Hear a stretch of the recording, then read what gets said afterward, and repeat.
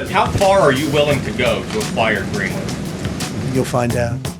President Trump says all options remain on the table in regard to Greenland as the issue dominates discussions in Davos. On Arctic sovereignty, we stand firmly with Greenland and Denmark and fully support their unique right to determine Greenland's future. I'm Daily Wire Executive Editor John Bickley with Georgia Howe. It's Wednesday, January 21st. This is Morning Wire.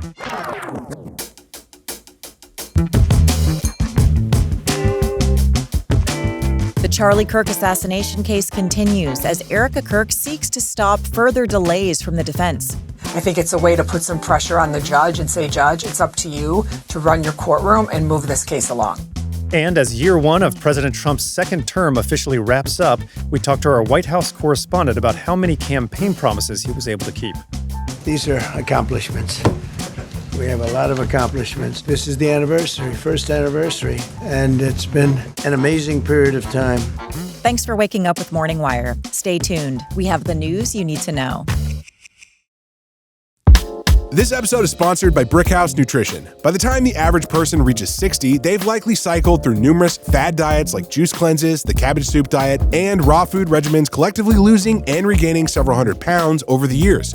You've probably done it without even knowing that there's a name for it. It's called weight cycling. Half of Americans are stuck in this frustrating cycle, and doctors are now seeing it's not just disappointing, it can actually be dangerous.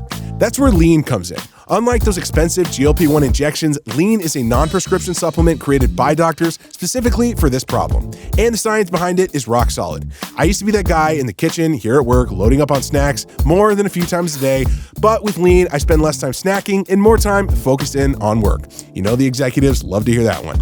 If you want to lose meaningful weight at a healthy pace and keep it off, add Lean to your diet and exercise lifestyle. Get 20% off when you enter WIRE at takelean.com. That's code WIRE at takelean.com today. President Trump joined world leaders at the World Economic Forum, kicking off a series of high-stakes meetings on tariffs, Greenland, and more. Daily Wire's senior editor Cabot Phillips is here to break it all down for us. Hey, Cabot. So a big week in Switzerland. Now Trump coming in on the scene. That's going to be a big deal. A lot of eyes on it. What can we expect? Set the scene for us. Yeah, every year the World Economic Forum hosts its annual meeting in Davos. There are thousands of Fortune 500 business leaders, diplomats, foreign leaders, you name it. Everyone important is there right now. Now, all eyes at this event are always naturally on the President of the United States, but even more so this year, especially given Trump's recent clashes with Europe. Remember, on Saturday, he said that if Europe does not facilitate and support a deal for the U.S. to acquire Greenland, he'll hit a number of countries there with a new 10% tariff starting in February, and then it'll jump to 25% in June.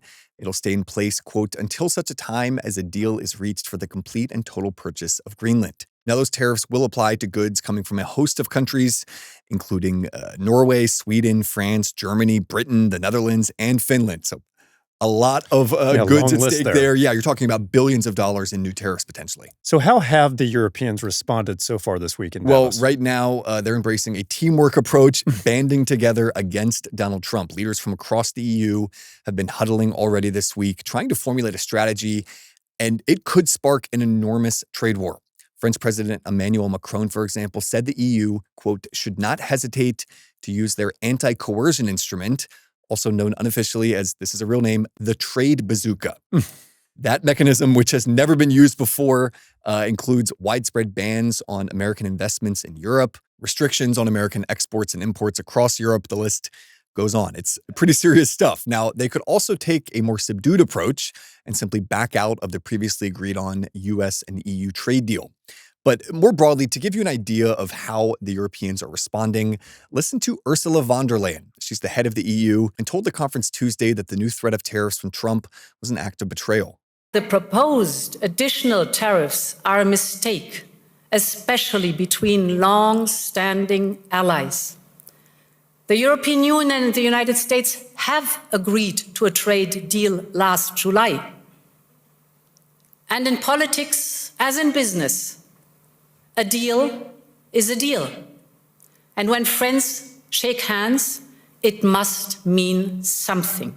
California governor and 2028 hopeful Gavin Newsom also made an appearance in Davos, challenging European leaders to push back against President Trump with some pretty spicy language.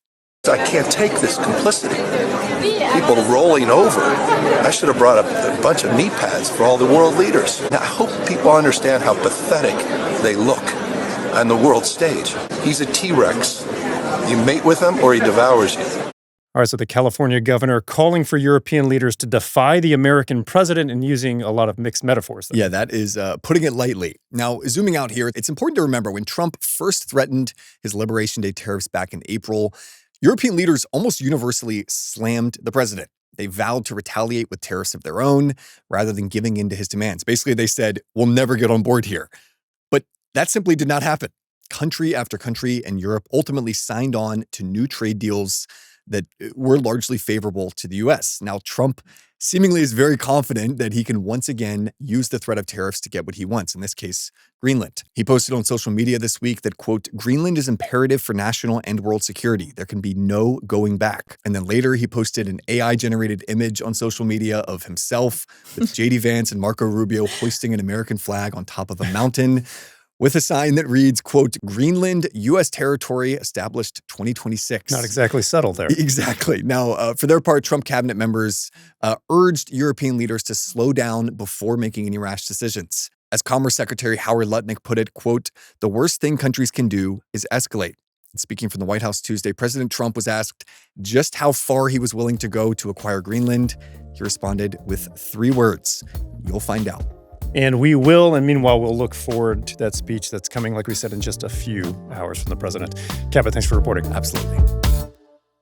Erika Kirk has filed a motion to speed up the trial of the man accused of killing her late husband, Charlie Kirk. She says the defense team is using delay tactics. Here with the details is Daily Wire reporter Amanda Prestigiacomo. So, Amanda, tell us about this motion from Erika. What prompted the filing, and also where does the case stand right now? So Erika's attorneys are using Utah's victims' rights laws. Those are designed to prevent any unnecessary delays in serious criminal cases. They argue that the case has remained stuck in this pretrial phase while the defense files multiple motions, and those delays are compounding the trauma for the victim's family. The filing specifically noted of Charlie Kirk's love for the Constitution. It said that while the Constitution guarantees criminal defendants many rights, it does not guarantee them the right to cause undue delay in the criminal justice process. Some legal experts say that this move from Erika is more of a notice to Judge Tony Graff than anything else, potentially adding some pressure on him to let this case progress instead of getting bogged down in pretrial litigation. At this point, the suspect, Tyler Robinson, he still hasn't entered a plea.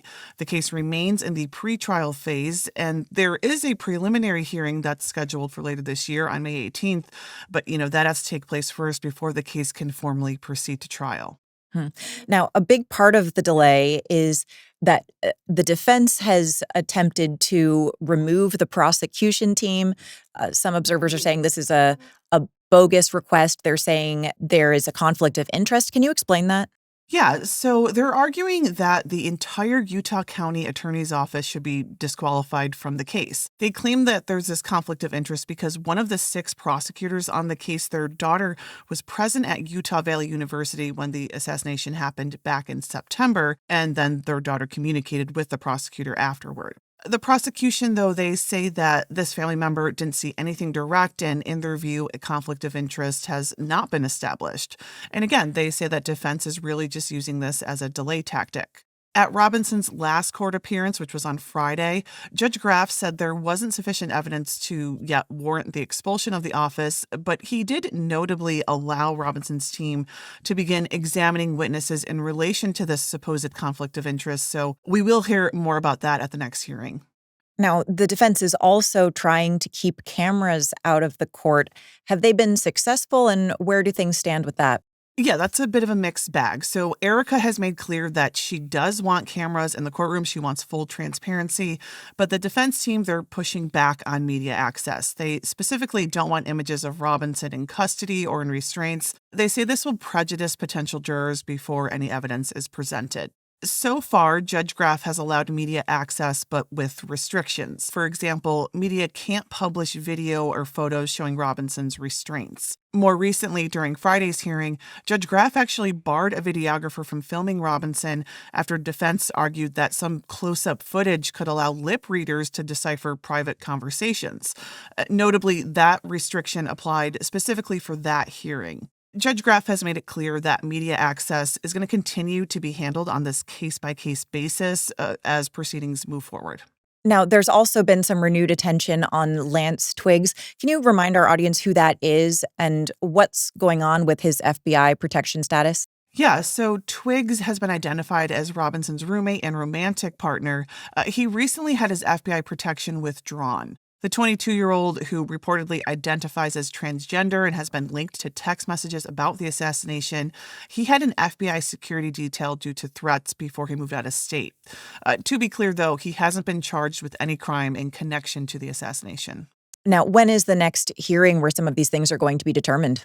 So the next hearing is set for February 3rd, and we can expect more on this motion from defense to try to oust the prosecution team, and Erika's competing motion to move this case along and avoid further delays as it heads towards that preliminary hearing and then eventually trial.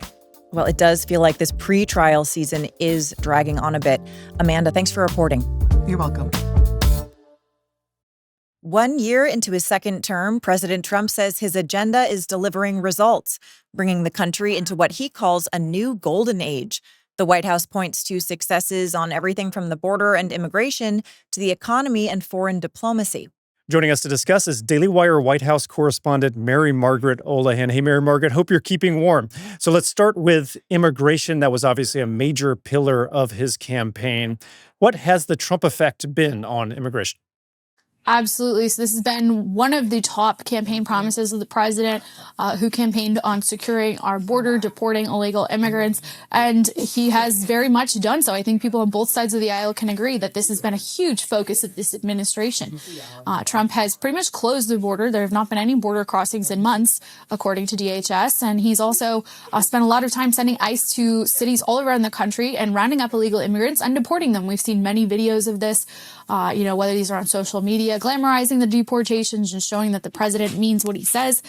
We've also heard from DHS that there are blue cities across the country that are blocking these deportations. We see that on the news recently with Minneapolis and the crimes against ICE officers there.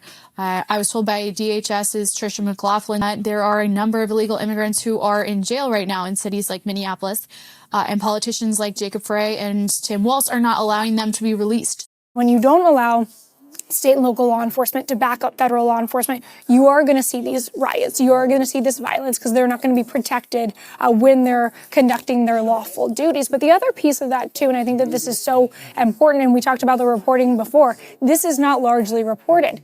If Tim Walz and Jacob Frey would simply let us into their jails, there's 1,360 criminal illegal aliens sitting today in Minnesota's jails.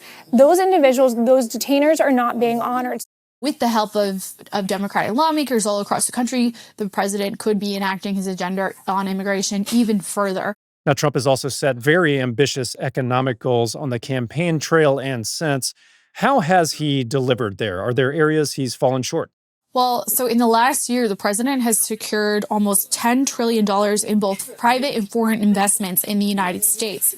That includes $600 billion investments from Saudi Arabia, a $350 billion tech deal with the United Kingdom, and more. On his trip to Asia, which he took earlier this year, he also secured billions and billions of dollars in deals in investments in the United States. And he's very proud of this fact and has leveraged tariffs in many ways in order to secure some of these deals and to gain the trust of other countries or the respect of other countries in doing so. Now, as for foreign policy, we've definitely seen some big wins in wars ended, drug cartels, designated terrorists.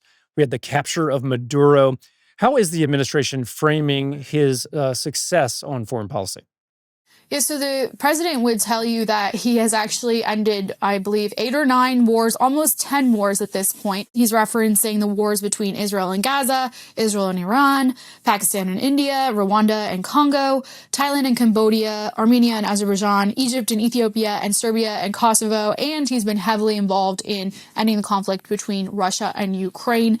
Both of the heads of these countries have come to the U.S. in the last year, and Trump has spent a lot of time and energy in navigating this conflict with them. Now, as we covered here, Trump campaigned on culture war issues as well, DEI, transgender medical procedures for minors. What have we seen from him on those issues so far? The president came out of the gate swinging on these issues. He quickly enacted executive orders, whether it came to men and women's sports. He banned men from women's sports. He banned irreversible gender transition procedures for children. He banned discrimination against Christians when it comes to foster care and adoption and things like that.